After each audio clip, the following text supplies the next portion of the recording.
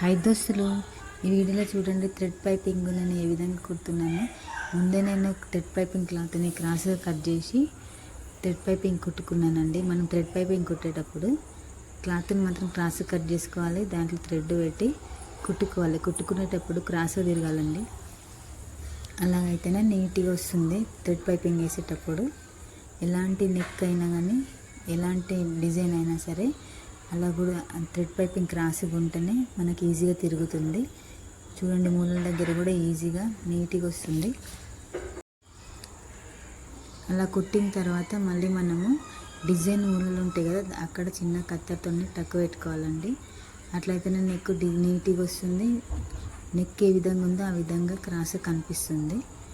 Thread piping cloth క్రాస్గా ఉంటేనే మనం ఎలాంటి డిజైన్ నెక్ అయినా సరే ఈజీగా కుట్టుకోవచ్చు. ఈ వీడియోలో చూపించిన విధంగా చూడండి ఎంత నీట్గా వస్తుందో కుట్టేటప్పుడు. ఫస్ట్ నేను పావించి ఖర్చు వదిలేసి కుట్టాను. తర్వాత ఖర్చుని మొత్తం లోపలికి ఫోల్డ్ చేసుకుంటూ కుడుతున్నాను. చూడండి, మనం మళ్ళీ ఖర్చు మొత్తం లోపలికి ఫోల్డ్ చేసుకుంటూ కుట్టుకోవాలి, నీట్గా వస్తుంది. థ్రెడ్ పైపింగ్ ఇలా కుడితే చాలా బాగా కుదురుతుందండి. వీడియో మొత్తం చూడండి, లైక్ చేయండి, సబ్స్క్రైబ్ చేసుకోండి మన ఛానల్ని. చూడండి, ఎలాంటి డిజైన్ అయినా కానీ క్రాస్ కట్ చేసుకుంటే ఈజీగా తిరుగుతుంది. చూడండి ఎంత బాగా వచ్చిందో రౌండ్గా. వీడియో మొత్తం చూసి లైక్ చేయండి, సబ్స్క్రైబ్ చేసుకోండి దోస్తులు, సపోర్ట్ చేయండి కొంచెం.